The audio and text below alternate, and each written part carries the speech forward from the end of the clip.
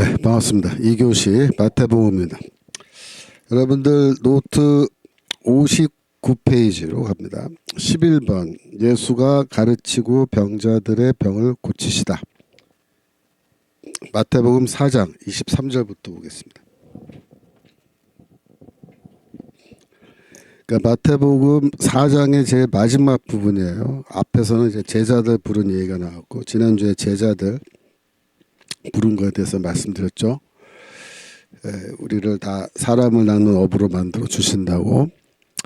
23절 읽겠습니다. 예수께서 온 갈릴리에 두루 다니사 저희 회당에서 가르치시며 천국 복음을 전파하시며, 천국 복음 나왔습니다. 백성 중에 모든 병과 모든 약한 것을 고치시니, 그러니까 복음을 전파하시면서 병자들을 고쳤다, 이 얘기가 나와요. 이게 대체 병자 고친 것과 하나님 나라 복음이 무슨 관계가 있느냐, 그걸 여러분이 이제 잘 보셔야 돼요.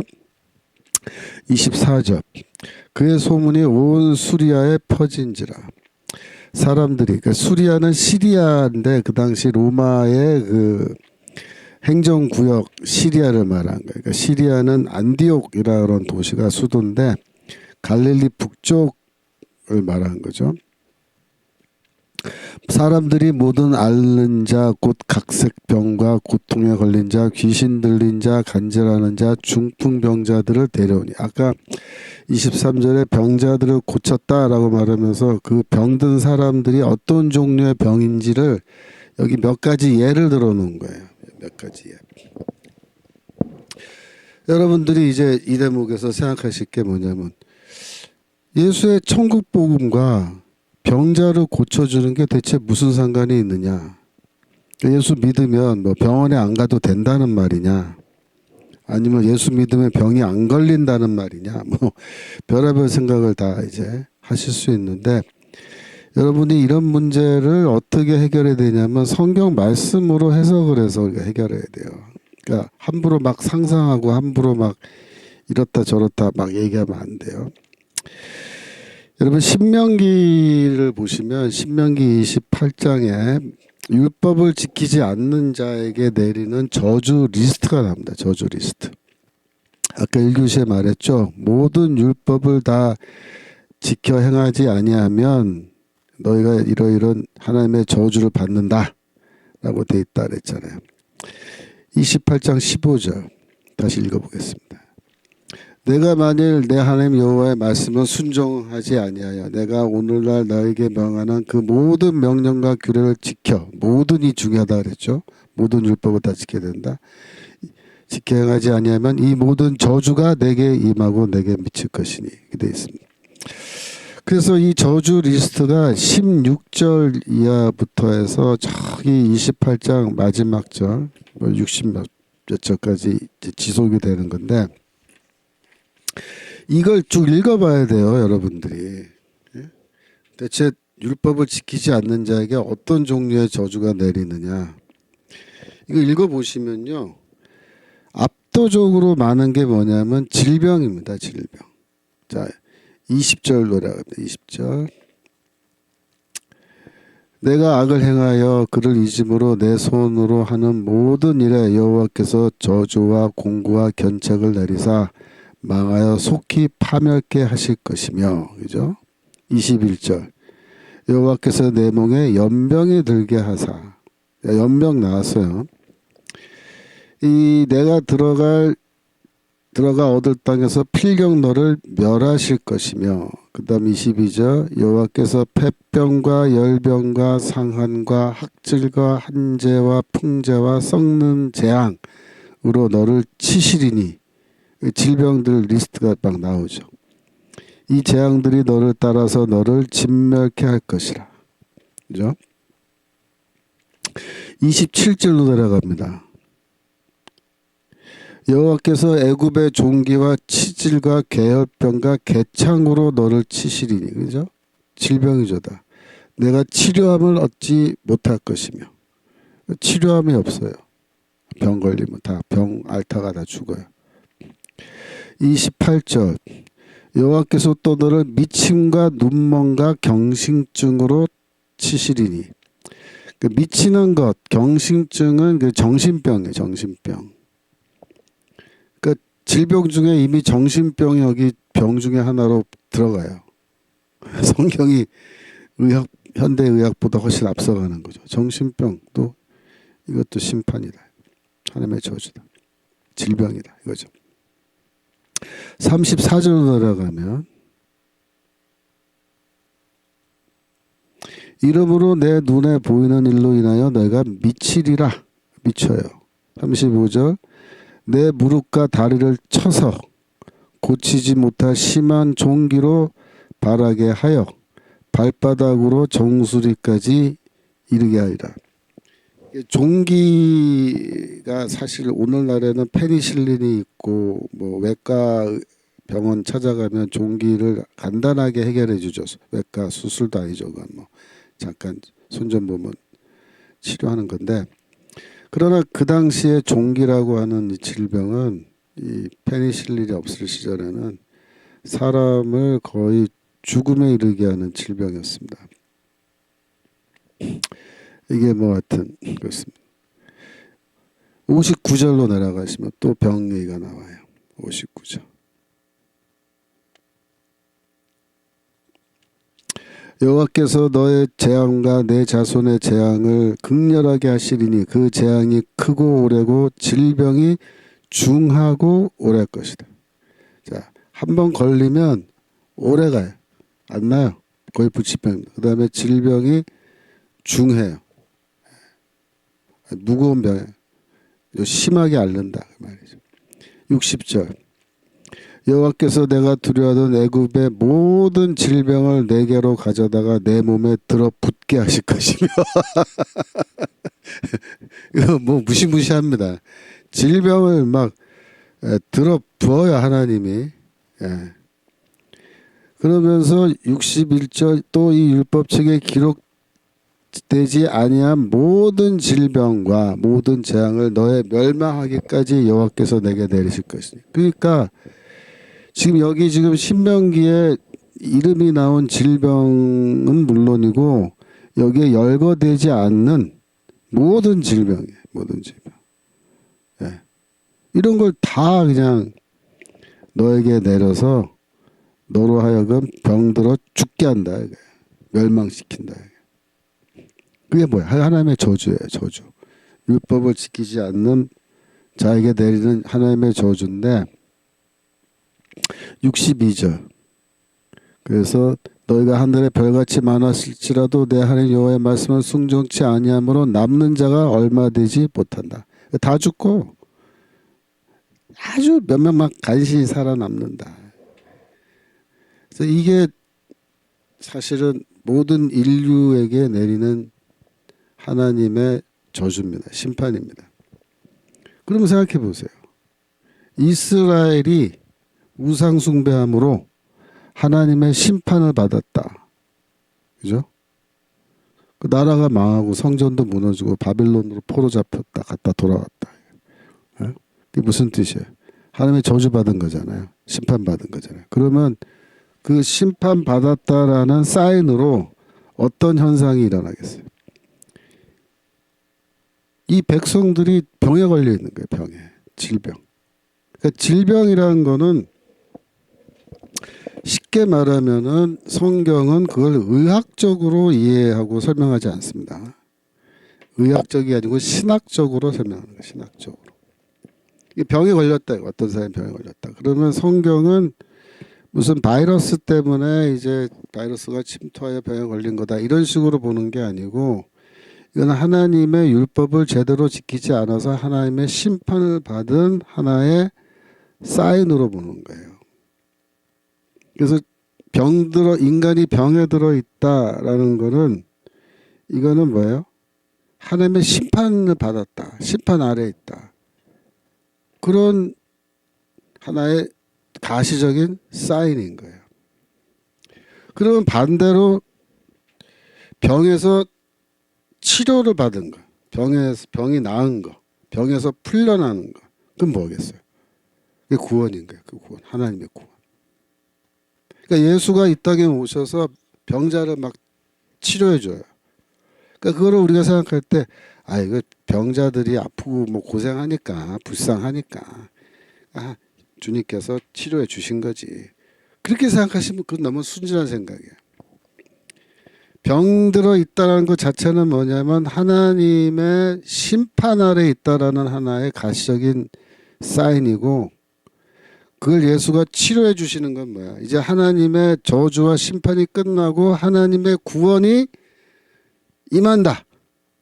하나님의 구원이 이제 예수 그리스도를 통해서 이 땅에 임한다라는 것을 또 가시적으로 보여주는 하나의 사인인 겁니다.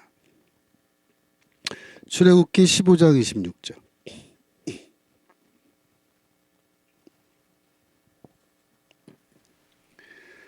가라사대 너희가 너희 하나님 나 여호와의 말을 청종하고 나의 보기에 의를 행하며 내 계명의 귀를 기울이며 내 모든 규례를 지키면 내가 애굽 사람에게 내린 모든 질병의 하나도 너에게 내리지 아니하리니. 그게 돼 있죠.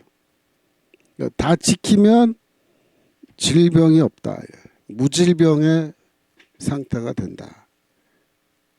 근데 지키지 않으면 질병으로 가득 찬 상태가 된다. 나는 너희를 치료하는 여호와입니다. 그러니까 여기서 여호와 라파, 하나님은 우리를 치료해 주시는 여호와시니라 라는 말을 여기서 왜 할까요?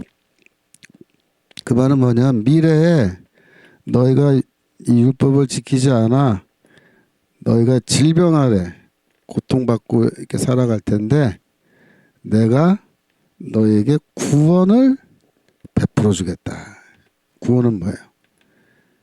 질병에서의 나음, 치료, 치유. 그래서 하나님은 치유하시는 하나님이시다. 뭐 이런 이야기가 구약 성경에 자주 나오는 거예요. 자, 그 선지서를 보시면은 선지서에는 이스라엘의 그 상처라는 말이 나와요. 상처. 그리고 하나님이 그 상처를 치료해 주심. 이게 예언서에 나오는데 그 치료는 뭐예요? 상처를 치료해 준 그게 구원이에요. 구원. 자, 이사야서 1장 5절. 이사야서 1장 5절.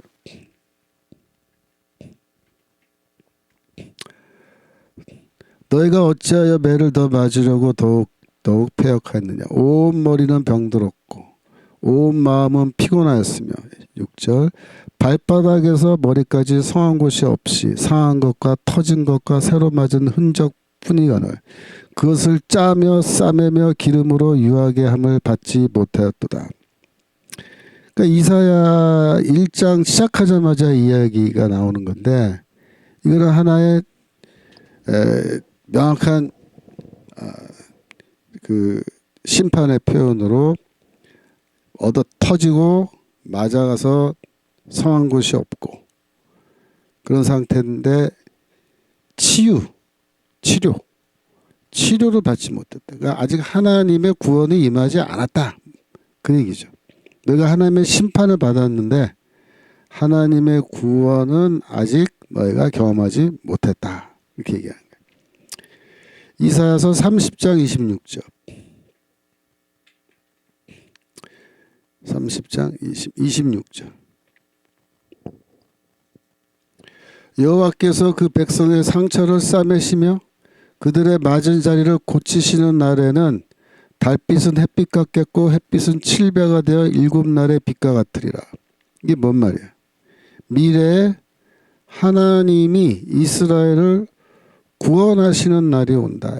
그때는 어둠이 물러가고 이 세상이 하나님의 빛으로 영광으로 가득 차게 되는데 하나님이 그 백성의 상처를 싸매시고 그들의 맞은 자지를 고쳐주신다. 고쳐주신다. 구원은 뭐예요? 이 상처를 치료받는 거예요. 치료받는 거예요. 이게 하나의 이제 비유적인 표현이 돼가는 거죠. 점점. 이사야서 53장 5절. 이사야 53장 5절. 그가 찔림은 우리의 허물을 인하며 그가 상함은 우리의 죄악을 인함이라. 고난받는 주의 종의 노래죠. 그가 징계를 받음으로 우리가 평화를 누리고 그 다음 말이 중요해요. 그가 채찍에 맞음으로 우리가 나음을 입었도다. 나음이란 말이 뭐예요? 치료함. 우리가 치료받았다. 치료받았다. 그래서 이거를 영어로는 메디칼 메타포라 그래. 메디칼 메타포. 메디칼이 뭐예요? 치료받는 거죠. 메디칼 센터, 병원이죠. 그죠? 그러니까 메디칼 메타포는 뭐 어떻게 되어 있냐면 인간은 다 환자다 이거야. 환자. 병자다 이거야. 병자. 인간은 다 병자고 환자인데 구원은 뭐냐? 이 병에서 치료받는 거다. 그렇게 돼. 병에서 치료받는 거다. 구원자는 누구시냐? 구원자는 의사다. 의사. 치료자가 의사. 구원자는 곧 우리를 치료해 주시는 분이다. 그렇게 되어 있는 거예요.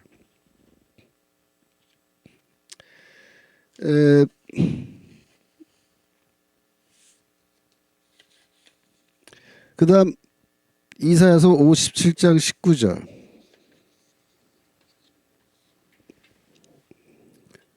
57장 19절.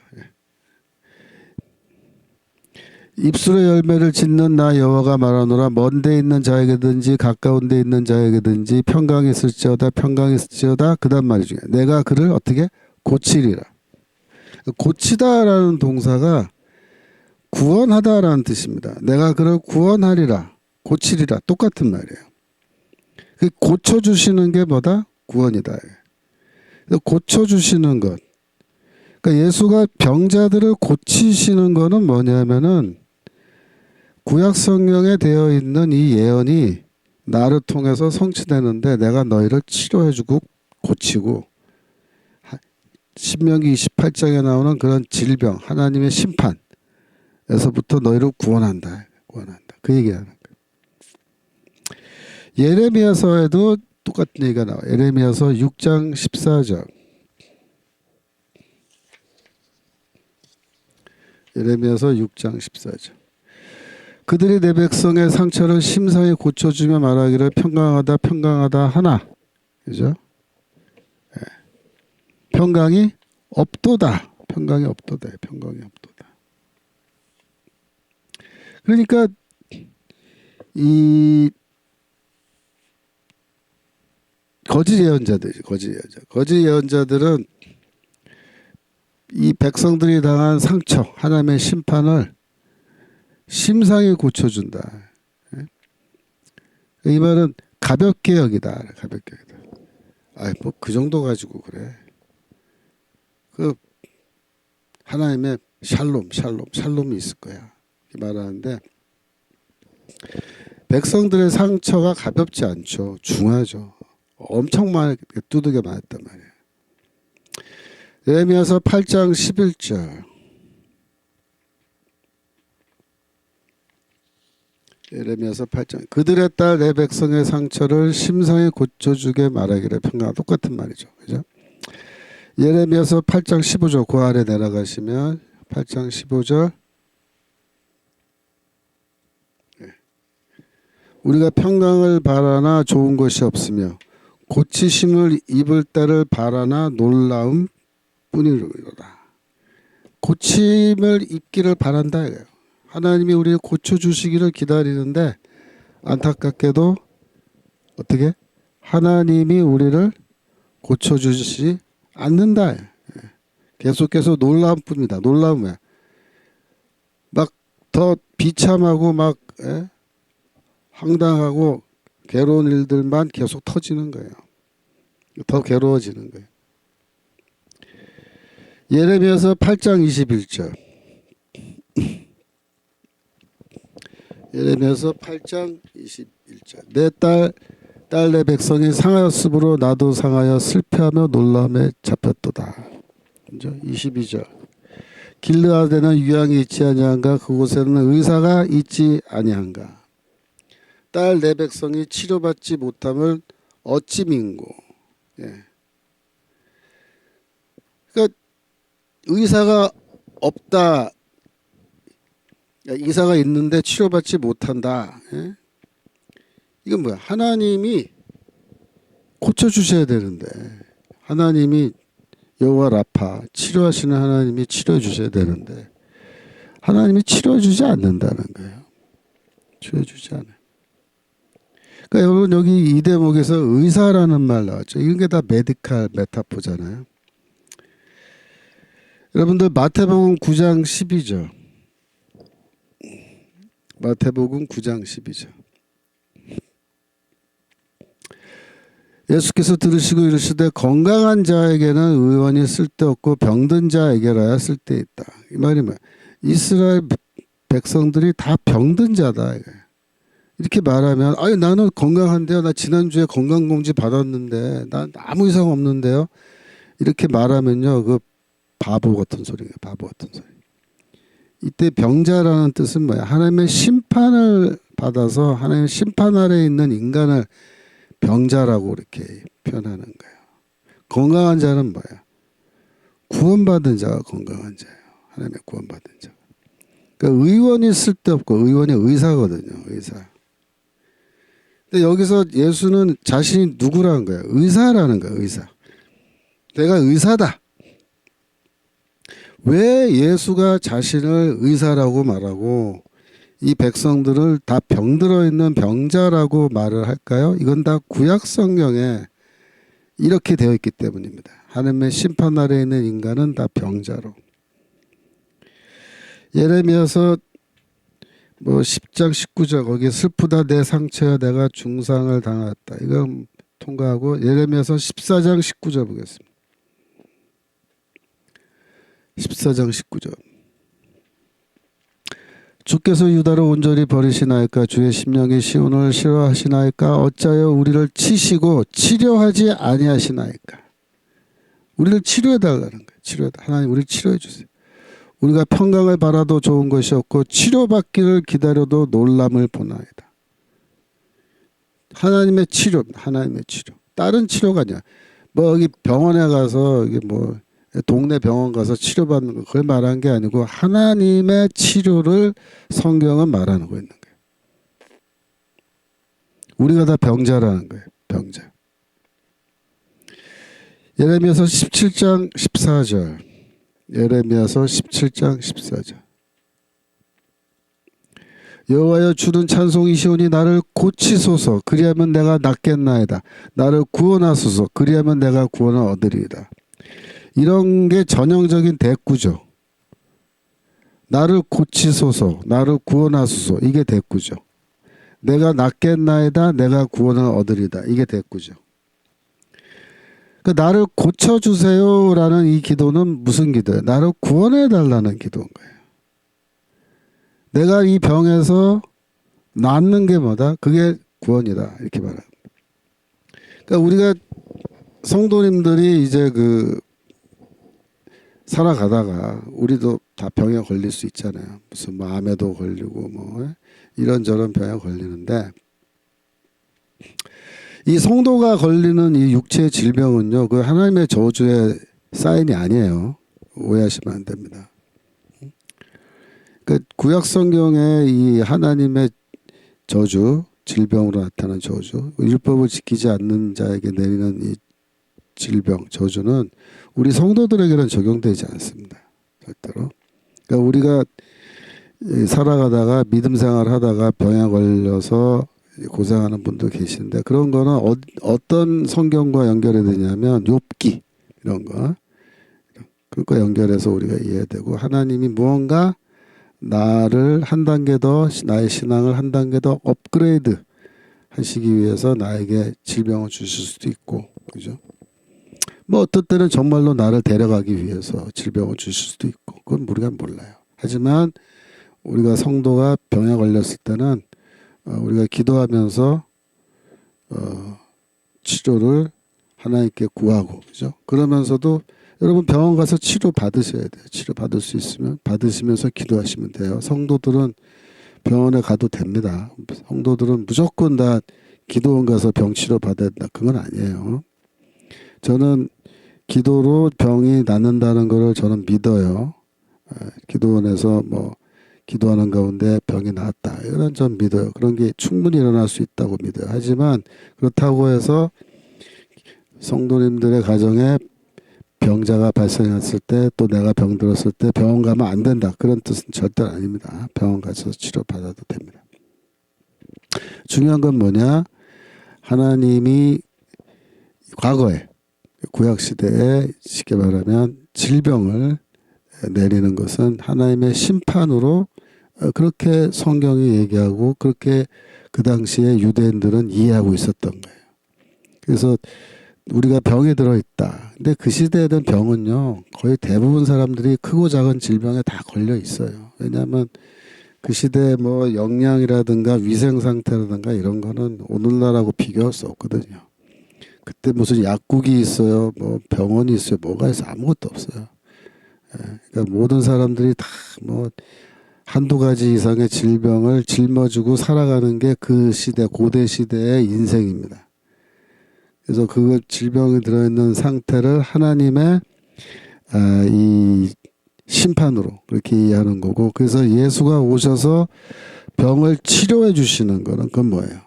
드디어 구약 성경에서 말하는 그 여호와 라파, 치료해 주시는 그 하나님이 이제 등장하신 거예요. 예레미야서 30장 13절.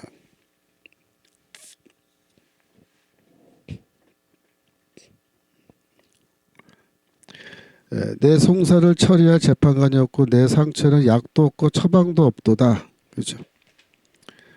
불치병이라는 거예요. 하나님이 내리신 질병 중에 그 불치병, 약도 없죠. 바울도 내 육체에 가시가 있다 그럴 때 그때 가신 뭐야? 불치병이에요. 불치병. 바울도 불치병을 하나 안고 있었죠. 15절 내려가시면 너는 어찌하여 내 상처를 인하여 부르짖느냐? 내 고통이 낫지 못하리라. 내 죄악의 큼과 죄의 수담을 인하여 내가 내게 이 일을 행하였느니라. 그래서 이 질병 가운데 아주 하나님의 심판으로 우리가 질병을 받는 수가 있어요. 또 오늘날에도. 그러니까 이제 믿지 않는 사람들. 또 예레미야서 33장 6절. 예레미야서 33장 6절. 그러나 보라, 내가 이 성을 치료하며 고쳐 낫게 하고, 그죠? 이 성, 예루살렘 성, 그죠? 치료하겠다. 그다음에 7절, 내가 유다의 포로와 이스라엘 포로를 돌아오게 하여, 그러니까 이 성을 치료해 주는 게 뭐냐면은 이제 포로가 돌아오는 거예요.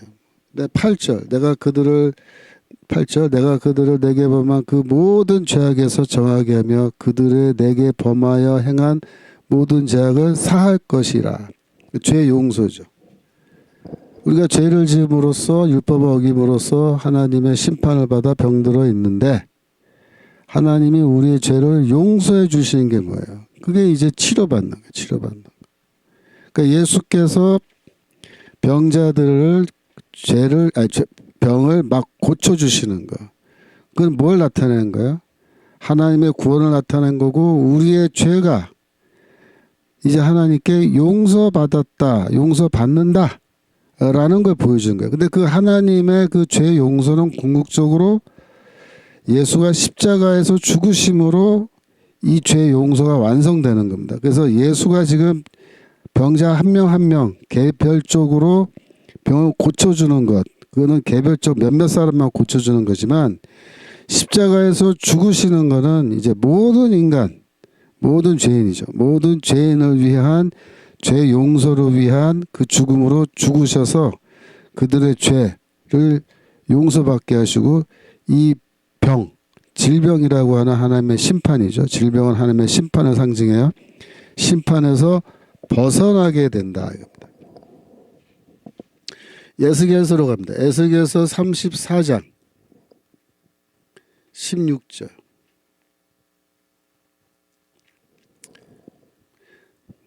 그 잃어버린 자를 내가 찾으며 쫓긴 자를 내가 돌아오게 하며 상한 자를 내가 싸매어 주며 병든 자를 내가 강하게 하려니와. 병든 자 강하게 한다. 딱 치료해줘서 이제 건강을 회복하게 한다. 상한 자는 내가 싸매어 준다. 치료한다. 그죠? 그리고 호세아서 5장 13절. 그러니까 구약 성경에 여기저기에 이런 치유 메타포라 그러죠. 치유 메타포, 메디컬 메타포. 이게 아주 많이 나와요. 호세아서 5장 13절. 에브라임이 자기의 병을 깨달으며 유다가 자기의 상처를 깨달았고, 에브라임은 북이스라엘, 유다는 남유다. 남북이 다 하나님의 심판 받았잖아요.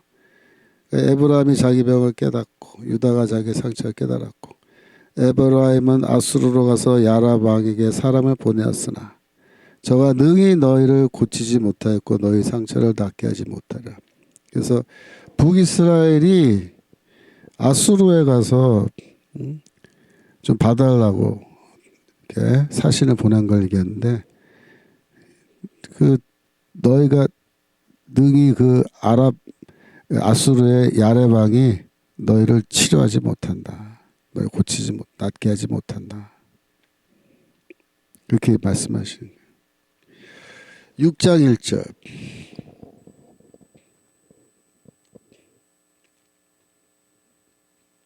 호세아서 6장 1절. 호세아서.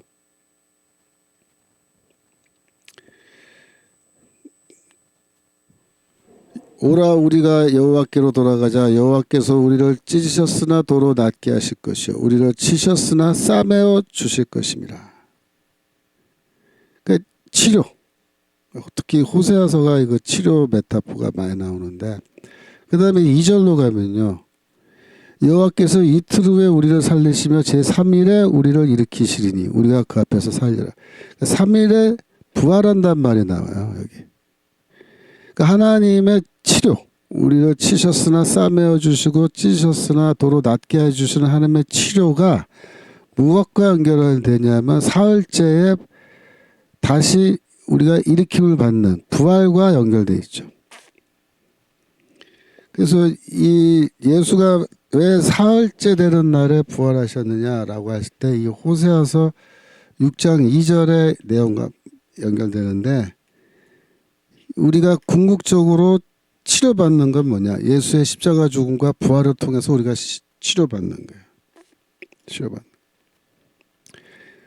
그러면 이제 여러분들 가운데 나는 건강해서 지난번 건강검진 받아서 나는 아무것도 병도 없고 나 병원에 평생 가본 적도 없고 입원한 적도 없다.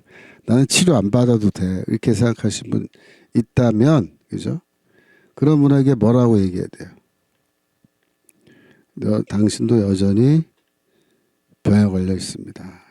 우리가 걸려 있는 궁극적인 병은 뭐예요? 모든 인간이 죄로 인해서 걸려 있는 병.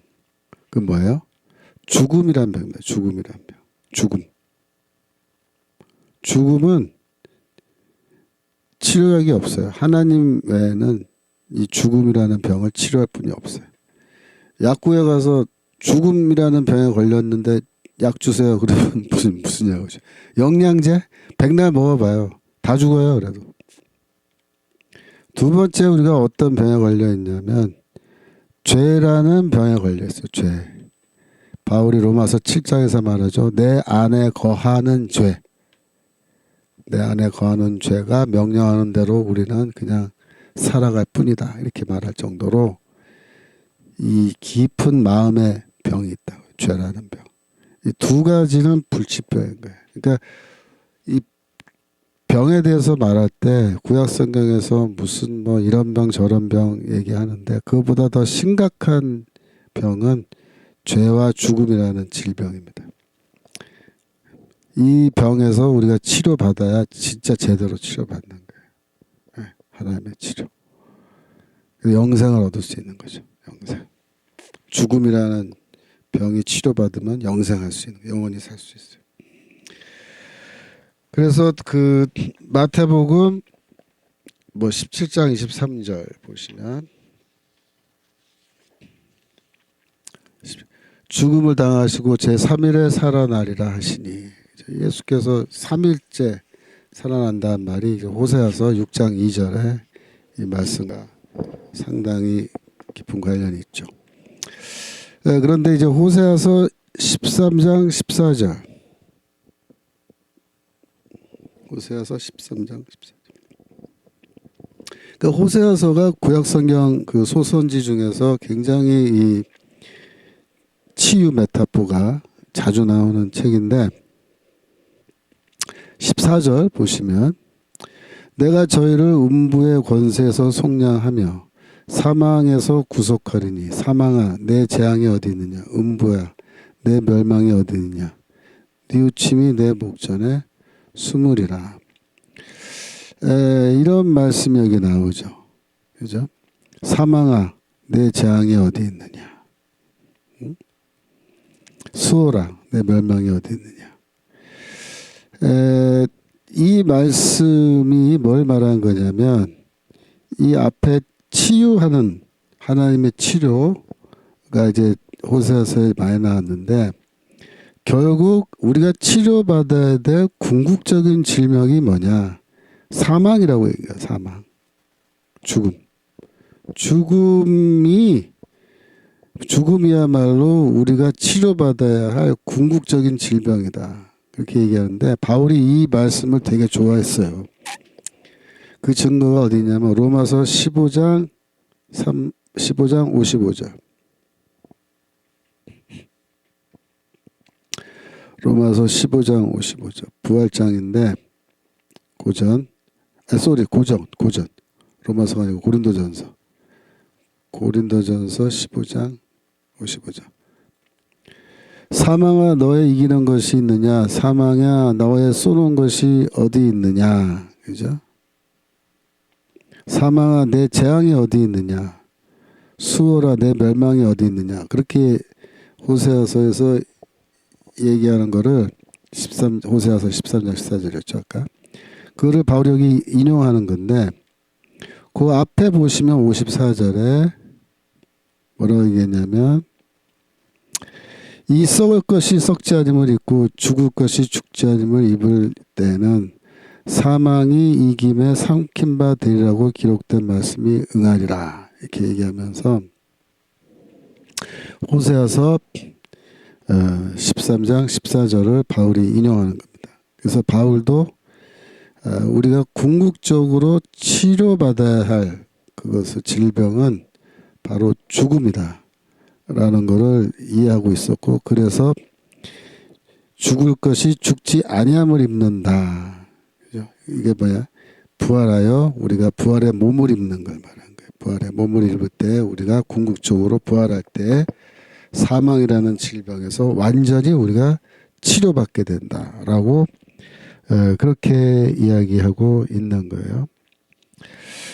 그래서 여러분들이 아까 마태복음 4장 23절 다시 한번 보시면 갈릴리에서 두루다니시면서 천국 복음을 전파하시며 백성 중에 모든 병과 모든 약한 것을 고치시니 그죠? 24절 사람들이 모든 앓는 자, 각색병과 고통에 걸린 자, 귀신 들린 자, 한절하는 자, 중풍병자들을 데려오니 저희를 어떻게 고치시더라. 그러니까 하나님이여 주여 우리를 고쳐주소서 구원하여 주소서. 그렇게 아까 그 예레미야서 그 기도가 나왔잖아요. 근데 그 기도에 이제 응답하신 하나님이 그래 내가 너희를 고쳐주마. 근데 어떻게 고쳐요? 그리스도를 이 땅에 보내셔서 고쳐주시는 거예요. 그래서 이 예수 그리스도가 병자를 고쳐주시는 이런 행위는 복음을 선포하는 행위예요. 복음을 선포하는 행위. 복음 선포는요. 예수께서 물론 말로도 복음을 선포하세요. 그죠? 말로, 입으로. 하지만 복음 선포를 말로만 하는 건 아니에요. 행위로도 복음을 선포해요. 첫 번째가 병을 고쳐주는 행동입니다. 왜 병을 고쳐주는 행동이 복음을 선포하는 거예요? 예, 그건 바로 구약 성경에 나오는 하나님의 저주가 병으로, 질병으로 나타나기 때문에 또 우리의 병을 고쳐주는 것이 곧 하나님의 구원이라고 그렇게 말하기 때문에 그런 구약 성경의 전통에 서서 예수가 병자를 고쳐주심으로 곧 자기가 누구인지를 선포하시는 겁니다. 그래서 병자를 고치는 거는 내가 바로 의사다, 내가 바로 구원자다 라고 그렇게 선포하시는 행위예요. 또 행동으로 복음을 선포하는 게 뭐가 있습니까? 병 고치는 것 위에 두 번째 귀신 쫓는 거 있어요. 귀신 쫓는 거. 죽기. 귀신을 쫓는 것도 복음을 선포하는 행위입니다. 행위. 복음 선포 행위예요. 왜? 악한 영들, 사탄의 지배 아래 살아가고 있는 인간들이 이제 그 사탄의 지배, 귀신들의 악한 영들의 지배에서 벗어나게 된다라는 걸 가시적으로 보여주는 행동이 바로 뭐야? 귀신을 쫓는 행위란 말이에요. 그래서 예수는 의도적으로 병자들을 고쳐주시는 거예요. 의도적으로. 왜? 내가 누구인지를 알려주기 위해서. 내가 바로 너희들이 기다리던 바로 그 의사다. 고쳐달라고 그랬지. 내가 고쳐주겠다. 하나님의 약속이 나를 통해서 성취된다. 또 귀신 쫓는 거고요. 세 번째로 또 예수가 행동으로 복음을 선포한 게 하나 더 있어요. 그게 뭐냐면 죄인들과 먹고 마시는 행동이에요. 잔치. 예수가 잔치 자리에 자주 가셨어요. 그러니까 어느 정도 자주 갔냐면 예수를 욕하는, 그러니까 아주 비난하는 그런 사람들이 뭐라고 비난했냐면 마태복음 11장 19절.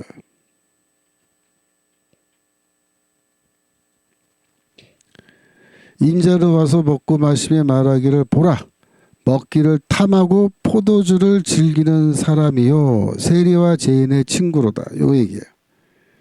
예수는 먹기를 탐하는 자다, 포도주를 즐기는 자다. 이거 다 욕이거든요. 비난인데 세리와 죄인의 친구다. 이건 왜 나와요? 세리와 창녀로 대변되는 죄인들과 함께 만찬을 자주 먹으셨어요. 그것도 일부러 그렇게 한 거예요. 일부러. 왜? 천국에서의 잔치. 천국 잔치에 이 죄인들이 들어오게 된다. 용서받고, 죄를 용서받고. 누굴 통해서? 나를 통해서. 그러므로 죄인들, 병든 자들이죠. 죄인을 구하러 내가 왔다. 내가 병든 자를 구원하기 위해 왔다. 너희가 죄인이 아니라고 주장을 해? 너희 건강하다고 주장을 해? 그럼 너희는 나 필요 없네? 관둬 너희는. 바리새인들 그때 바리새인들. 그래서 이 예수가 행동으로 복음을 선포한 게 세 가지가 있어요. 첫 번째 병자들을 치유하는 것. 두 번째 죽기, 귀신을 쫓아내는 것. 세 번째 죄인과 그러니까 창녀와 세리라고 하는 죄인들과 함께 더불어서 만찬을 먹은 거예요. 만찬, 잔치. 그건 천국 잔치를 지금 하나의 그 행동으로 비유적으로 보여준 거예요. 그러니까 예수의 행동은 다 뭐예요? 복음 선포 행위예요. 복음 선포 행위. 예. 여러분 그렇게 이해하셔야 됩니다.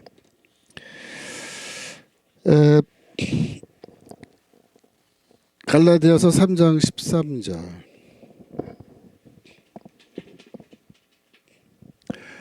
그리스도께서 우리를 위하여 저주를 받은 바 되사 율법의 저주에서 우리를 속량하셨다. 이게 뭐야? 율법의 저주는 원래 질병으로 많이 나타난다 그랬죠. 그러니까 신명기 28장에 저주 리스트가 있는데 제일 많이 나오는 게 병이에요. 병. 물론 병 말고 또 있어요. 예를 들면은 이 농사 짓는 사람은 농사가 잘 안 되고 양을 치는 사람은 양들이 새끼를 안 낳고 열매가 없어요. 포도 농사를 줘도 추수할 게 없고 막 그런 거예요. 그게 다 하나님의 저주의 사인이라고 얘기해요. 세 번째로 온 지면 사방으로 흩어짐을 당해요. 씨앗을 이렇게 뿌리듯이 흩어져요. 디아스포라라고 그러죠. 그러니까 디아스포라 자체가 하나님의 심판이에요. 그러니까 유대인들이 지금 디아스포라로 오랫동안 살았자 이게 하나님의 심판이란 말이에요. 디아스포라. 이게 다 신명기 28장에 나오는 건데, 근데 여기 보세요. 우리를 위하여 저주를 받은 바 되사 십자가 죽음을 말하는 거죠. 율법의 저주. 신명기 28장에 나오는 율법의 저주에서 우리를 속량하셨다. 값을 지불하고 우리를 다 구원으로 인도해 주셨다. 이렇게 얘기한 거죠. 그 다음에 귀신 쫓는 얘기가 나오는데, 아까 신명기 28장 우리가 읽으면서 그 정신병, 미친 것, 그 얘기했죠. 그죠? 정신병과 미쳤다. 그러니까 이게 미친 거가 이제 그 정신병이라든가 이런 게 성경에서는 그거를 이제 귀신 들린 것과 동일하게 봐요. 원래는. 자, 마가복음 3장 21절 보겠습니다. 마가복음 3장 21절. 그러니까 예수의 친족들이, 가족이죠. 친속들이 듣고 붙들러 나오니, 그러니까 예수를 잡으러 왔어요. 데리고 집으로 가려고. 이는 그가 미쳤다 하밀러라. 그러니까 예수가 미쳤다라는 말을, 소문을 들은 거예요. 이런 소문은 누가 퍼뜨렸냐면 예수를 비방하는 적들이 이렇게 얘기한 거예요. 그 사람 누구냐? 22절. 예루살렘에서 내려온 서기관들입니다. 서기관들. 서기관들은 예수가 바알세불을 짚혔다 하며 또 귀신의 왕을 힘입어 귀신을 쫓아낸다 하니, 그러니까 바알세불을 짚혔다는 게 뭐냐면 귀신 들렸다 그런 말이에요. 쉽게 말하면 귀신 들렸다. 바알세불이라고 하는 큰 귀신에 들렸다. 미쳤다라는 말을 이렇게 해석하는 거예요. 그 다음에 쭉 내려가서 30절 가시면 30절. 이는 저희가 말하기를 더러운 귀신이 들렸다 하미러라 라고 해서, 미쳤다라는 말이 곧 악한 영에 사로잡혔다 라는 뜻이라고 이렇게 친절하게 다시 한번 설명을 해줘요.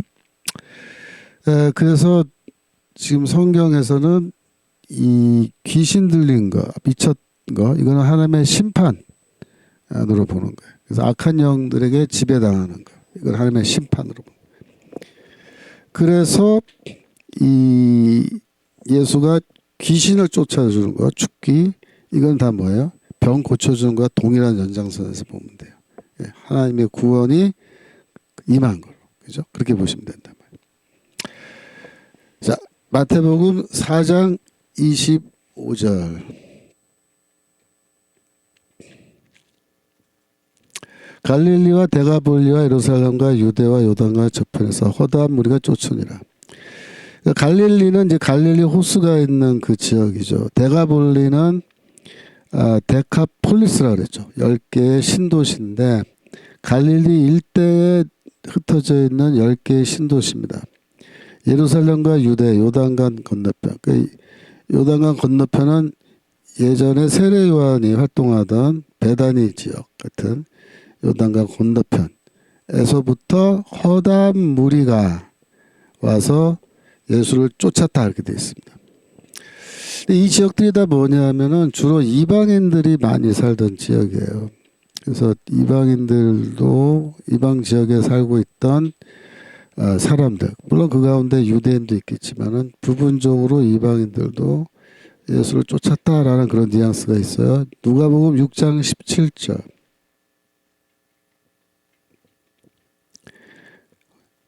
여기 보시면 저희 예수께서 함께 내려오사 평지에 서시니 그 제자의 허다한 무리와 또 예수의 말씀도 듣고 병 고침을 얻으려고 유대 사방과 예루살렘과 및 두로와 시돈의 해안으로부터 온 많은 백성도 있더라. 두로와 시돈은 아주 전형적인 해안가에 있는 도시였고, 두로와 시돈은 구약 성경에 여러 번 나오죠. 옛날에 그 블레셋 민족, 해양 민족이죠. 블레셋 민족이 이제 접수해서 살고 있던 그들의 핵심 도시죠. 근데 거기 물론 이방인들이 많이 살았지만 유대인들도 이제 거기 가서 또 살고 있었는데, 하여튼 그 두로와 시돈의 백성들도 이 예수의 말씀을 듣기 위해서 다 몰려왔다고. 그 예수가 굉장히 파퓰러한 거죠. 파퓰러한 거예요. 그 아래 제가 지도를 하나 이렇게 해놨는데, 지도가 좀 너무 사이즈가 작아가지고 글씨가 작게 나왔는데, 하여튼 그 당시에 그 지역 구분 이렇게 해놓은 겁니다. 그래서 노란색으로 되어 있는 게 갈릴리예요. 노란색. 노란색 아래쪽이 뭐냐면은 사마리아. 그 다음에 그 아래가 사마리아 초록색, 그러니까 노란색 아래 초록색도 있는데 사마리아가 있고 그 아래가 유대가 이제 있죠. 두로와 시도는 이제 그 바닷가 쪽에 있는 도시고, 그다음에 대가볼리 지역은 이제 그 분홍색으로 되어 있는 지역, 분홍색 대가볼리. 그다음에 이제 그 핑크색 아래, 핑크색 분홍색 아래 보라색으로 되어 있는 게 베레아 지역. 그래서 그 당시 지역구입니다. 거기까지. 자, 이제 5장으로 넘어가겠습니다. 5장 팔복선언입니다. 노트 65페이지입니다. 65페이지 마태복음 5장 1절부터 보시는데, 이 팔복선언은요, 핵심이 뭐냐면 누가 하나님의 나라에 들어가느냐, 거기에 대해서 예수가 말씀하신 겁니다. 누가 하나님 나라에 들어가느냐. 5장 1절, 예수께서 무리를 보시고 산에 올라가 앉으시니 제자들이 나온지라. 2절, 입을 열어 가르쳐 이르시되. 그러니까 이 산상수는 말 그대로 산에 올라가서 가르치세요. 그러니까 어느 산이라고 산 이름이 안 나와요. 근데 마태는 산에 올라가서 예수가 선포했다. 이거는 무슨 뜻이냐면 이사야서 2장 3절에 우리가 지난주에도 공부했죠. 하나님의 산 시온산에서 하나님이 열방을 가르치실 것이다. 그죠? 보여주세요. 여호와의 산, 시온산이죠. 거기서 하나님이 그가 그의 도로 우리에게 가르치실 것이다. 이렇게 되어 있죠. 하나님이 교사가 돼서 가르친다. 이렇게 되어 있죠. 그러나 이사야서를 쭉 읽어보면은 스승에 대한 얘기가 나오고, 그죠? 지난주에 우리 요에서도 공부했죠. 이른비가 스승이라 그랬죠. 그래서 하나님이 사실은 직접 가르치시는 게 아니라 시온에 세운 그의 아들 왕, 그죠? 그 결국 예수죠. 예수가 이 세상에 오셔서 하나님을 대신해서 가르치시는데, 마태복음 1장에 이 산에 오르사, 산에 올라가 가르쳤다라는 말은 바로 이 이사야서 2장 3절을 염두에 두고 얘기한 거고요. 2절에 입을 열어 가르쳤다. 뭐 가르칠 때 입을 열고 가르치지 뭐 입을 다물고 가르쳐요? 이렇게 입을 다 다물고서 가르칠 수 있어요? 없잖아요. 당연한 소리인데, 이렇게 당연한 소리를 성경에서 쓸 때는 뭔가 뉘앙스가 있는 거예요. 뉘앙스가. 무슨 말이냐. 왜 예수가 입을 열어서 가르쳤다라고 하느냐. 그거는 이사야서 50장 4절. 이사야서 50장 4절에 주의 종에게 혀를 준다. 제자의 혀, 학자의 혀가 아니고 제자들의 혀라고 했죠. 혀를 내게 주사라고 하니까 이 입을 열어서 가르치신 거죠. 그 다음에 신명기 18장 18절. 신명기 18장 18절에 보면 거기도 입이 나오죠. 입. 예? 신명기 18장 18절. 모세와 같은 선지자에 대한 예언인데, 너 형제 중에 너와 같은 선지자 하나를 그들을 위하여 일으키고, 그 다음 내 말을 그 입에 두리니 그랬죠. 그 입에. 하나님께서 이 모세와 같은 선지자의 그 입에 하나님의 말씀을 둔다 말이야. 넣어준다. 내가 그에게 명하는 것을 그가 무리에게 다 고하리라. 그래서 그 입에서 나오는 말씀이 곧 뭐예요? 하나님의 말씀이에요. 하나님의 말씀. 그 입을 열어 가라사대는 하나님께서 이 모세와 같은 선지자이신 예수 그리스도의 입에 넣어준, 그죠? 입에 넣어준 그 말씀. 그거를 이제 드디어 하나님의 말씀을 직접 말씀하신다라는 거를 우리에게 보여주는 거예요.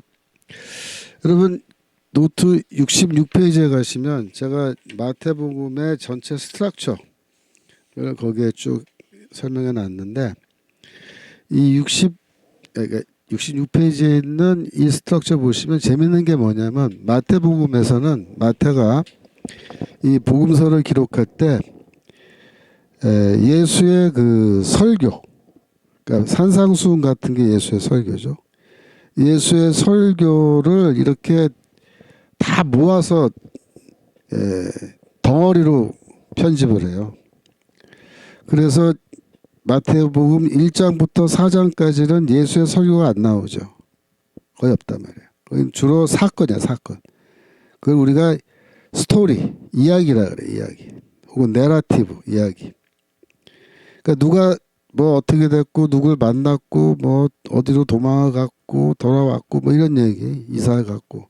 이런 게 다 스토리죠, 스토리. 근데 스토리가 4장까지 쭉 나오다가 5장 되면 5장, 6장, 7장이 몽땅 다 뭐예요? 설교예요, 설교.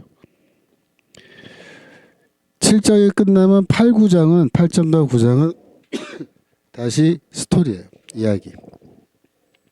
예수가 누굴 만났고 누구 만나서 어떤 말씀하셨고 그런 게 쭉 나온단 말이에요. 그런데 10장으로 가면 마태복음 10장으로 가면은 또 10장 전체에서는 예수의 설교가 쫙 모아 있어요. 쫙 나와요. 11장 가면 11장 12장에서 스토리야, 스토리. 근데 13장 가면은 또 갑자기 설교가 쫙 나와요. 근데 특별히 마태복음 13장은 뭐예요? 이 천국 비유들을 다 모아놓은 거예요. 마태복음 13장에. 그럼 생각을 해보세요. 예수가 평소에 설교를 안 하고 입을 꽉 다물고 사람들 만나고 이거 잠깐 이렇게 하다가 어느 날 되면은 갑자기 막 폭포수 같이 한꺼번에 설교를 몰아서 산상수훈처럼 마태복음 5장, 6장, 7장 이 분량도 만만치 않은데 갑자기 설교를 한꺼번에 와 이렇게 하고 그 다음에 또 입을 꽉 다물고 안 하다가 갑자기 또 천국 비유도 한꺼번에 그냥 다 모아가지고 한꺼번에 쫙 다 말해주고 그렇게 했을 것 같아요. 사실 그렇게 하신 건 아니죠. 사실 그렇게 한 건 아니에요. 즉 예수의 설교는 예수가 사람들 만나고 하루하루 생활하면서 그때그때 필요할 때마다 계속 설교를 하시는 거예요. 제자들은 그거를 계속해서 암기하는 겁니다. 암기하는데 이제 마태가 복음서를 쓸 때는 의도적으로 어떻게 하냐면 설교는 설교대로 스토리는 스토리대로 모아요. 모아가지고 편집을 하는 거예요. 그래서 마태복음 전체는 5개의 설교로 돼 있어요. 그 다음에 스토리는 7개예요. 7개.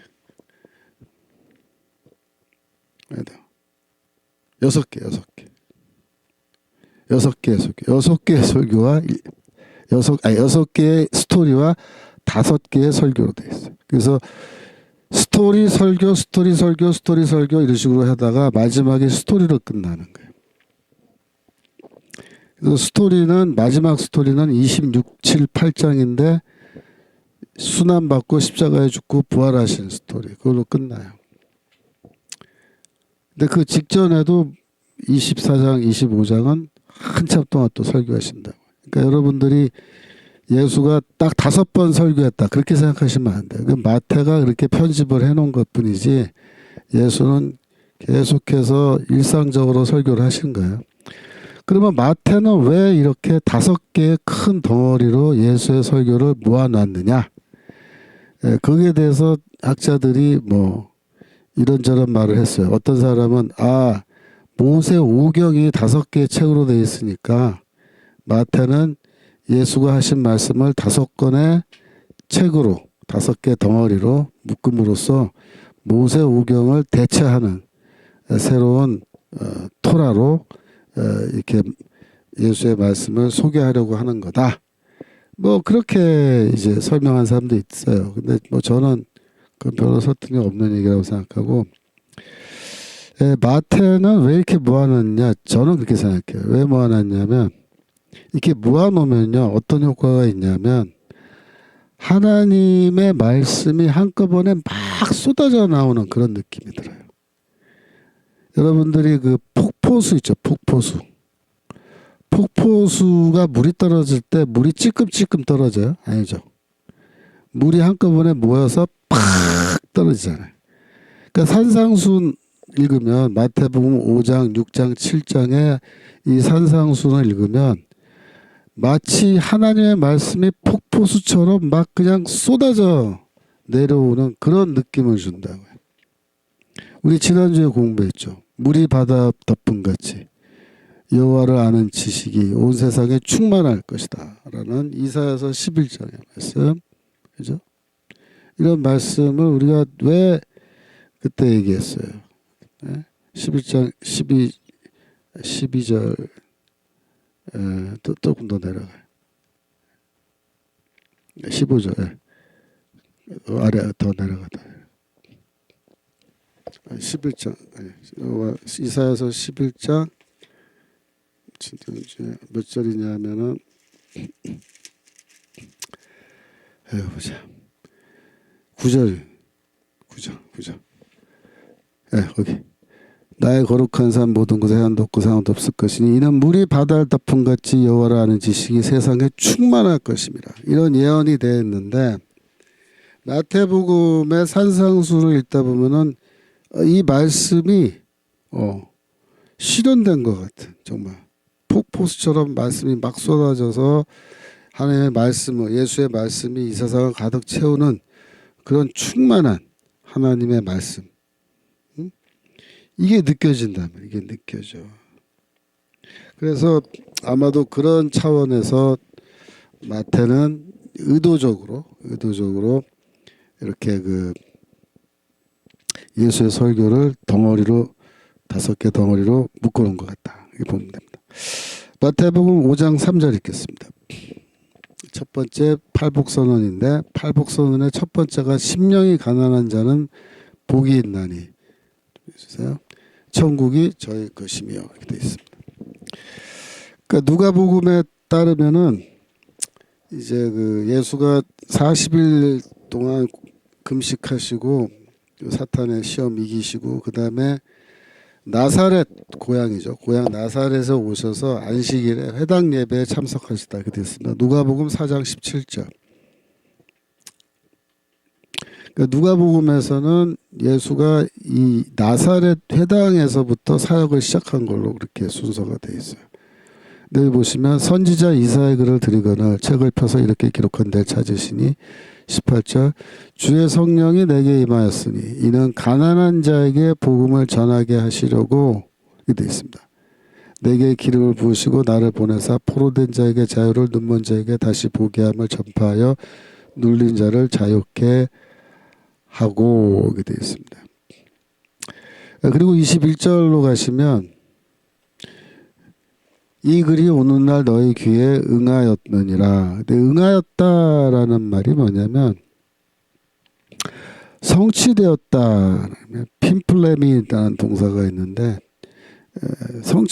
성취하다라는 뜻이 있어요. 성취하다. 그러니까 성취되었다. 수동태니까. 그래서 이사야서 61장 1절에 있는 말씀이거든요. 이거를 읽고 이 말씀이 너희에게 성취되었다. 그 말은 뭐냐면 이 이사야서 61장 1절 봐봐요. 이게 주의 종에 대한 예언인데 이 주의 종에 대한 예언이 이루어졌다. 그렇게 얘기하는 거예요. 어떻게? 나를 통해서 이루어졌다. 61장 1절. 주 여호와의 신이 임하였으니 이는 여호와께서 내게 기름 부으사. 기름 부었다는 말은 이제 성령 부어 주신 거거든요. 그러니까 예수가 이미 세례 요한에게 세례 받을 때 성령이 비둘같이 그에게 임했잖아요. 이거 이미 이루어진 거죠. 그 다음 말이 가난한 자에게 아름다운 소식, 즉 복음이에요. 복음을 전하게 하려 하심이라. 나를 보내사 마음이 상한 자 고치며 포로된 자에게 자유로 갇힌 자에게 노임을 전파하며. 그래서 여기서 내게 기름을 부으사라는 말이요. 이게 동사로 마샤흐라는 동사인데 마샤흐라는 기름을 붓다라는 동사에서 메시아흐, 메시아흐 명사 메시아란 말이 유래한 거예요. 그러니까 여호와께서 내게 기름을 부어 주셨다라는 말은 이게 이루어졌다 이 말은 뭐야? 내가 메시아다. 내가 메시아. 내가 메시아인데 이렇게 얘기해. 내가 메시아인데. 내가 메시아인데 메시아는 복음을 전하게끔 되어 있습니다. 메시아는 복음을 선포해요. 그런데 제일 먼저 가난한 자에게 복음을 전한다 이렇게 되어 있죠. 가난한 자. 그 가난한 자가 누구냐? 이게 이제 이슈예요. 왜냐하면 팔복선언에서도 가난한 자가 복이 있나니 하나님 나라 천국이 그들의 것이다 이렇게 하잖아요. 그러니까 이제 가난한 자 이게 대체 누구냐? 그걸 우리가 잘 이해해야 되는데 미리 결론부터 말씀드리면 이 가난한 자는 절대로 경제적으로 궁핍한 빈곤층을 말하는 게 아닙니다. 아니에요. 다른 뜻이에요. 이거는 가난한 자는. 61장 1절 다시 보여주세요. 여기 보시면 가난한 자에게 아름다운 소식 즉 복음을 전한다라고 되어 있는데 그 다음에 쭉 읽어보면 두 번째 마음이 상한 자 나오죠. 그 다음에 포로된 자 나왔죠. 갇힌 자 나왔죠. 자 그러면 여기 네 가지 종류의 사람이 나왔어요. 가난한 자, 마음 상한 자, 포로된 자, 갇힌 자. 그러면 메시아는 복음을 이 네 가지 종류의 사람들에게만 전하는 거예요. 문자적으로 정말로 가난하고 경제적으로 궁핍하고 마음이 상하거나 포로되어 있는 사람들, 감옥에 갇힌 사람들에게만 복음을 선포하는 거예요. 그런 게 아니라고요. 그게 말이 안 되잖아요. 그러니까 이거는 네 개의 다른 그룹을 말한 게 아니고 똑같은 그룹의 사람을 네 가지의 다른 호칭으로 이렇게 표현한 거란 말이에요. 같은 그룹을 네 가지의 모습으로 묘사한 것뿐이에요. 그러면 같은 그룹은 대체 누구냐 이거. 가난하기도 하고 마음이 상하기도 하고 포로이기도 하고 감옥에 갇혀있기도 한 이 사람들이 누굴까요? 이거를 알려면 이사야서 61장에 이 가난한 자가 누구인지를 파악하려면 이사야서 1장부터 66장까지를 다 읽어보면 돼요. 다 읽어보면 아 가난한 자가 누구구나 결론 바로 나옵니다. 그러니까 여러분들이 직접 읽으면은 이거 다 결론 금방 나오는데 66장이니까 지금부터 읽기 시작해서 읽으려면 한 3박 4일 걸리지 않겠냐 이거죠. 그러니까 제가 요약해서 지금 설명을 드릴 텐데 여러분 노트로 68페이지입니다. 첫 번째로 이사야서를 다 읽어보면 가난한 자라는 이 표현이 실제로 경제적으로 궁핍한 자라는 뜻으로 사용된 경우가 있어요. 꽤 있어요. 종종 있어요. 예를 들면 이사야서 3장 14절 보겠습니다. 이사야서 3장 14절 여호와께서 그 백성의 장로들과 방백들을 국문하시되 포도를 삼킨 자는 너희며 가난한 자에게서 탈취한 물건은 너희 집에 있도다. 15절 너희가 어찌하여 내 백성을 짓밟으며 가난한 자의 얼굴에 맷돌질하느뇨. 이렇게 말할 때 가난한 자는 누구예요? 정말 가난한 사람들이에요. 가난한 백성들. 그죠? 경제적으로 궁핍한 자죠. 이 사람들은. 또 10장 2절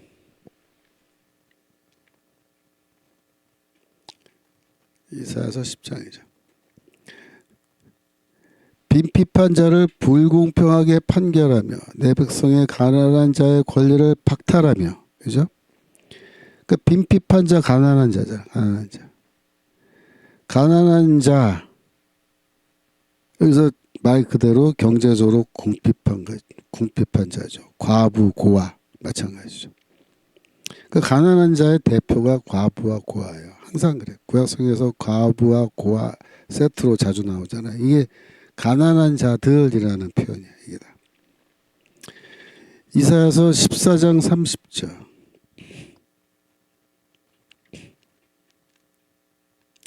뭐 가난한 자의 장자는 먹겠고 빈핍한 자는 평안히 누우려냐 이런 거. 그 다음에 25장 4절. 25장 4절. 주는 포악자의 기사가 성벽을 충돌하는 폭풍과 같을 때 빈궁한 자의 보장이시며 환난당한 빈핍한 자의 보장이시다. 보장이란 말은 요새란 뜻이에요. 요새. 가난한 자의 요새, 궁핍한 자의, 빈궁한 자의 요새시다. 하나님이. 그렇게 말할 때는 정말로 경제적으로 가난한 사람, 이렇게 보시면 돼요. 경제적으로 가난한 사람. 그런데 이런 구절들이 있지만 그러면은 이사야서 전체에서 가난한 자라는 말이 사용되면은 무조건 다 경제적으로 궁핍한 자라는 뜻으로 사용됐느냐? 그렇지 않은 성경 구절도 있는 거예요. 예를 들면 이사야서 29장 18절 보시면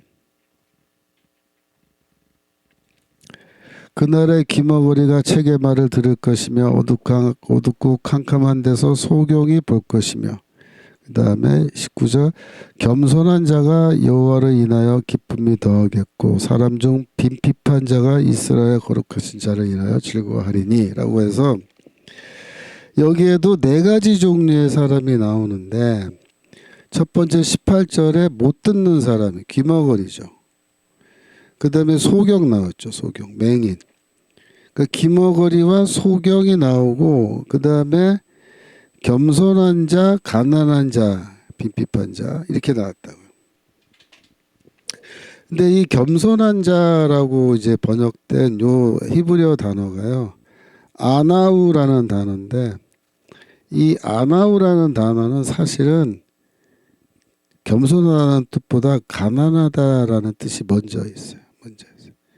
그러니까 가난한 자가 두 번 나온다 생각해도 돼요. 가난한 자가 두 번 나온다. 자, 그러면 하나님이 이 귀머거리, 소경, 가난한 자, 뭐 또 겸손한 자 등등 이 사람들을 구원하신다라고 말할 때 이 사람들은 누구예요? 이사야서에서 이 사람들. 이 사람들 특히 맹인과 귀머거리 이게 누구예요? 이게 다 하나님의 심판 아래에 있는 이스라엘을 말한 거예요. 왜 하나님의 심판 아래에 있는 이스라엘이 맹인이고 귀머거리예요? 이사야서 6장 9절. 이사야서 6장 9절. 이사야를 선지자를 보내시면서 뭐라고 말씀하시냐면 이 백성에 너 가서 이르기를 이렇게 얘기해라. 너희가 듣기는 들어도 깨닫지 못할 것이요 보기는 보아도 알지 못할 거다. 이렇게 말하라. 그러면서 그 다음 절 이 백성의 마음을 둔하게 하며 그 귀가 막히고 눈이 감기게 하라. 하나의 명령입니다. 이 백성을 귀머거리와 장님으로 만들어라. 염려컨대 그들이 눈으로 보고 귀로 듣고 마음으로 깨닫고 다시 돌아와서 고침을 받을까 걱정된다. 그 말이야. 그래서 하나님께서 뭐라고 말씀하시냐면 하나님께서 이스라엘 백성을 내가 심판할 건데 어떻게 심판하느냐. 이 백성을 다 귀머거리로 만들고 장님으로 만들겠다. 물론 영적으로 그렇게 만들겠다. 그렇게 말씀하신 거예요. 그러니까 69페이지 가시면은 제가 그 70인역 헬라어에 어떻게 이 구절이 번역되어 있는지를 제가 보여드리는데 70인역은 이 사람들의 마음이 무뎌졌고 그들의 귀로 그들이 듣기 어렵고 눈으로 보지 못하게끔 그들의 눈을 그들이 닫았다 이렇게 돼 있어요.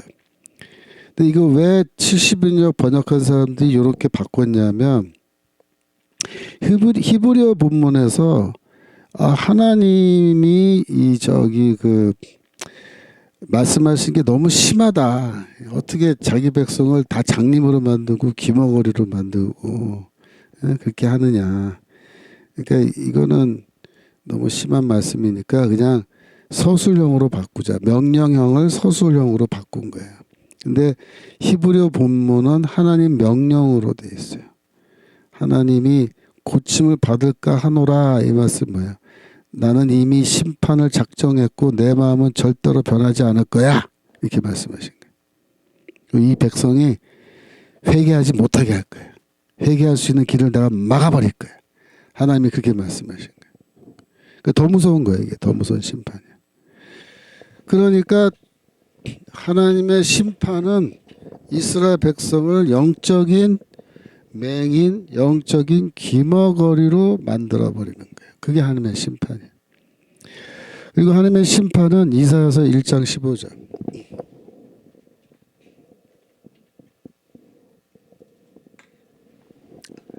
너희가 손을 펼 때 내가 눈을 가리고 너희가 많이 기도할지라도 내가 듣지 아니하리니.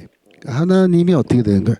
하나님이 눈을 가리고 내가 귀를 막겠다. 내가 맹인이 되고 귀머거리가 되겠다. 그렇게 말씀하세요. 너희도 맹인 귀머거리 만들고 나도 맹인 귀머거리처럼 돼서 너희들의 기도를 절대로 듣지 않겠다. 이사야서 37장 17절.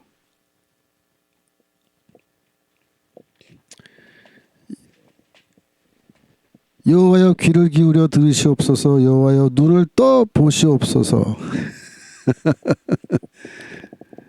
하나님 제발 좀 귀 막은 거 좀, 이게 귀 막은 거 손 빼고 좀 들어주시고 눈 가린 것도 좀 치우고 좀 봐보세요. 우리 살려주세요. 그런 거예요. 나는 뭐라 했어요? 나 안 듣고 안 볼 거야. 이사야서 38장 5절. 38장. 히스기야가 이제 그 하나님 앞에서 막 기도할 때 내가 내 기도를 들었고 내 눈물을 보았다. 듣고 보았다. 이건 뭐예요? 히스기야에게는 특별히 내가 듣고 보았는데 너는 특별히 내가 취급해 주겠다. 근데 다른 백성들 걔네들은 절대 얄짤없다.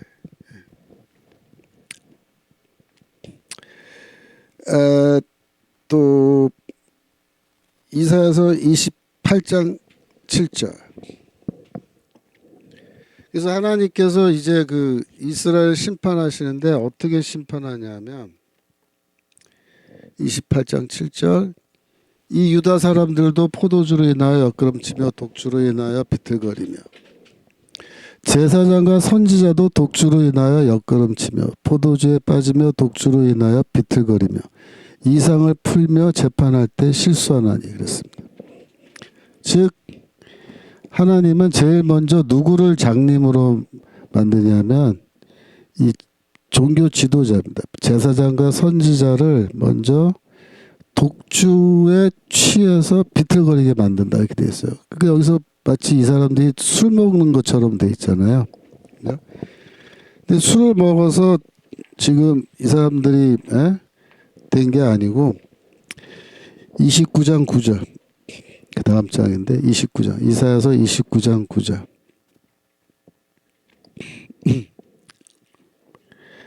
너희는 놀라고 놀라라. 너희는 소경이 되고 소경이 되라. 그들의 취함이 포도주로 인함이 아니며 그들의 비틀거림이 독주로 인함이 아니라. 10절. 대저 여호와께서 깊이 잠들게 하는 신을 너희에게 부어주사 너희의 눈을 감기셨으니 눈은 선지자여 너희를 덮으셨으니 머리는 선견자니라. 이렇게 되어 있습니다. 그래서 왜 그들이 독주에 취해서 비틀거리느냐? 술을 마셔서가 아니고 깊이 잠들게 하는 신, 잠들게 하는 영입니다. 잠들게 하는 영을 이 제사장과 선지자들에게 부어주셔가지고 그들이 영적으로 혼미한 상태가 된다. 그게 뭐야? 그 하나님의 심판이에요. 심판. 네. 엔게디 하나님, 꼬량주? 꼬량주가 아니고, 예. 꾸령주보다 더 독한 게 뭐냐면 이 깊이 잠들게 하는 영, 혼미하게 하는 영, 그게 더 독한 거예요. 혼미하게 하는 영, 예, 잠들게 하는 영. 그래서 백성들의 지도자가 제일 먼저 이게 혼미하게 하는 영에 푹 빠져가지고 종교적 지도자가, 예? 하나님의 계시를 보여줘도 계시를 풀지를 못해요. 11절 보세요. 11절. 그러므로 모든 묵시가 너희에게는 마치 봉한 책의 말이라. 그것을 유식한 자에게 주며 이르기를 그대에게 청하노니 이를 읽으라 하며 대답하기를 봉하였으니 못하겠노라 할 것이요. 하나님의 묵시를 이렇게 보여주면은 이거를 선지자들이 묵시를 보고 해석해서 백성들에게 설명해 줘야 될 거 아니에요. 근데 이 혼미한 영에 완전히 빠져버리면, 혼미한 영에 빠져버리면은 그러면 어떻게 돼요? 이거 나한테 봉인된 책처럼 느껴지는데 난 못 풀어. 그렇게 얘기한 거예요. 그러니까 선지자는 묵시를 풀 줄 알아야 돼. 그게 선지자인데 못 푸는 선지자 뭐야? 이거 다 엉터리야, 엉터리. 이사야서 30장 9절. 이사야서 30장 9절 가면 시편 말고 이사야.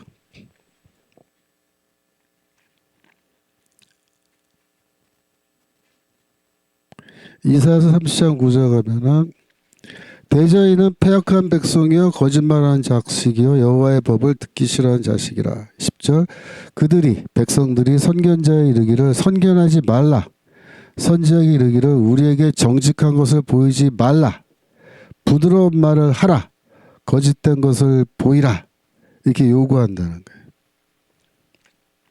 그러니까 이 백성들의 책임도 있는 거예요. 백성들. 그러니까 선지자들이 혼미한 영에 빠져서 이 엉터리 선지자가 돼가지고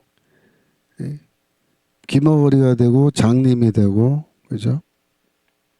그들이 먼저 장님이 되고 기머리가 돼요. 그럼 백성들은 자동적으로 기머거리 장님이 되는 건데 이 백성들이 그 전에 뭘 요구하냐면 선지자에게 참된 것 우리에게 보여주지도 말고 정직한 것을 말하지도 말고 부드러운 말을 하라. 거짓된 것을 보여달라. 이렇게 요구하는 거예요. 그러니까 참 이 말씀을 읽으면요. 오늘날하고 그때하고 똑같아요. 똑같아요. 이 목회자들이 종교 지도자죠. 지금 목회자들. 지금 제사장, 선지자 그런 거 없잖아요. 그러니까 지금 목회자가 제사장과 선지자 역할을 다 하는 건데 이 목회자들이 제일 먼저 혼미한 영에 빠져버리면요. 그럼 끝장난 거예요. 그죠? 근데 한 수 더 뜨는 게 뭐냐면 성도들이 목회자한테 야 그런 말 하지 마. 듣기 싫어. 이런 말해. 라고 요구한다는 거예요. 달콤한 부드러운 말을 우리에게 하라. 거짓된 것을 우리에게 보여달라. 그러니까 하나님의 말씀을 듣기 싫어하는 거예요. 백성들이, 성도들이. 교회에서 정치 얘기하지 마세요, 목사님. 그렇게 하는 거예요. 왜 정치 얘기합니까, 교회에서? 듣기 싫어요. 부드러운 말 하세요, 부드러운 말. 거짓된 거 보여주세요. 그러니까 어떻게 돼요? 망한 거죠. 망한 거예요. 그러니까 나중에 하나님의 심판을 받아서 정말 대한민국에 망한 일이 생기면은 그 책임은 첫 번째로 목회자들에게 있어요. 목회자들. 지금. 그러니까 세상 사람들은 목회자 때문에 나라 망했다 그런 말 안 하죠. 세상 사람들은 뭐 대통령 때문에 뭐 국회의원 때문에 나라가 망했다 뭐 이런 이야기 하겠지만 우리는 뭐라고 얘기해요. 그 말도 맞지만 그 전에 앞서서 목회자들이 깊이 잠들게 하는 혼미하게 하는 영에 취해가지고 있고, 또 백성들이 부드러운 말을 하라, 거짓된 것을 보이라 이렇게 요구할 때 거기에 순응한 거예요. 순응한 거. 그러면 어떻게 돼요? 망하는 거예요. 망하는 거예요. 좌빨 목사들은 뭐예요? 좌빨 목사들은 혼미한 영에 푹 쩔어 있는 인간들이 좌빨 목사죠. 애국하자님. 예. 그러면 마음으로는 우파인데, 심정적으로는 우파인데, 성도들이 뭐 부드러운 말을 하라, 거짓된 것을 보이라라고 압박을 하니까, 교회에서 정치 얘기하지 말라고 압박을 하니까 입을 꼭 다물고 있는, 겁에 질려가지고, 쉽게 말하면 겁에 질려서 말하는 그런 사람, 목회자들. 그다음 문제죠. 목사들의 영분별이 없다. 영분별 없는 정도가 아니고 혼미한 영에 이미 빠졌다니까요. 혼미한 영에 푹 쩔었다니까. 그러니까 대한민국에 위기가 온 거예요. 대한민국 위기가. 그러니까 위기에서 벗어나려면 이 목회자들이 먼저 정신을 차리고, 그죠? 이렇게 해야 되는 거죠. 바울이 똑같이 얘기합니다. 바울도 고린도후서 4장 3절.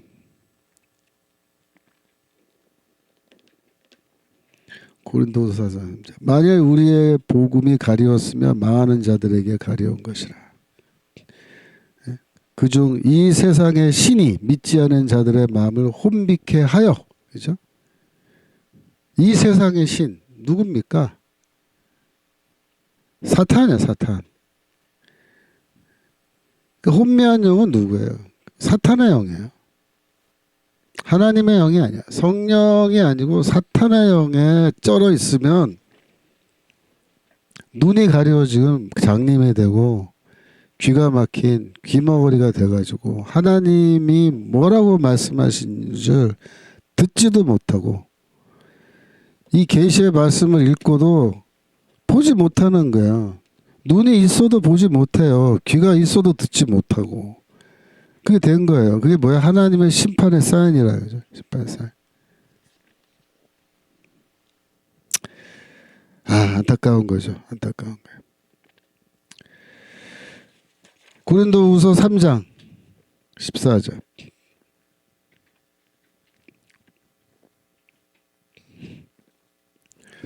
고린도후서 3장 14절. 저희 마음이 완고하여 오늘까지도 구약을 읽을 때 그 수건이 오히려 벗어지지 아니하고 있으니 그 수건은 그리스도 안에서 없어질 것이다. 이 수건이 뭐예요? 수건. 마음을 덮고 있는 수건. 이게 혼미하게 하는 영이에요. 이 세상의 영이에요. 이 세상의 신. 그러나 16절. 언제든지 주께로 돌아가면 그 수건이 벗어지리라. 그죠? 그리스도에게로 돌아가며 성령 받고 악한 영을 쫓아내요.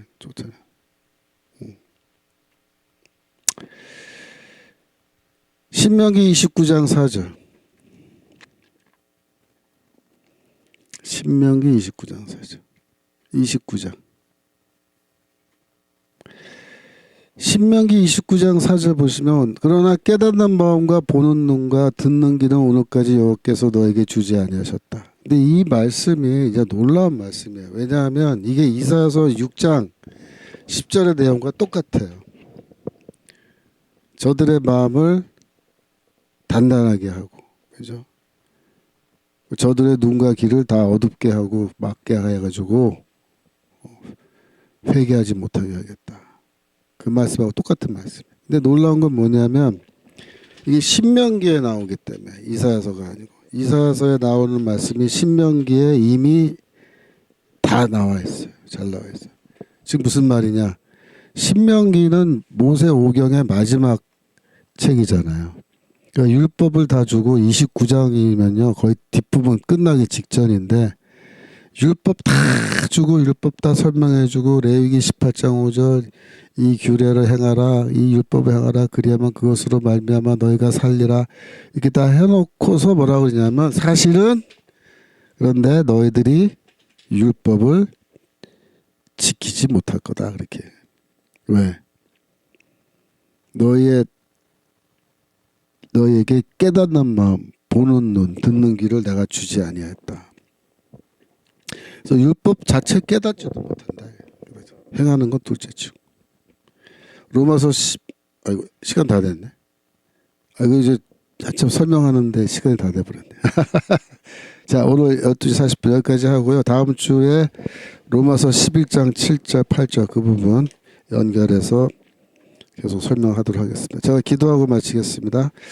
하나님 아버지, 이 대한민국의 교회 이 지도자들, 목회자들이 이 혼미한 영에 빠져 있는데 주여 이 혼미한 영에서 벗어날 수 있도록 도와주시고, 성도들이 우리에게 부드러운 말을 하라, 거짓된 것을 보이라고 강요할 때 용기를 가지고 하나님의 참된 말씀, 복음, 또 이 시대를 향하여 주시는 하나님의 경고의 메시지를 말할 수 있도록 저들의 눈과 귀를 열어주시고 하나님 저들의 마음에 담대함을 허락하여 주옵소서. 감사드리며 예수 그리스도 이름으로 기도합나이다. 아멘. 수고하셨습니다. 다음 주 월요일에 다시 또 만나게 뵙겠습니다. 안녕히 계세요.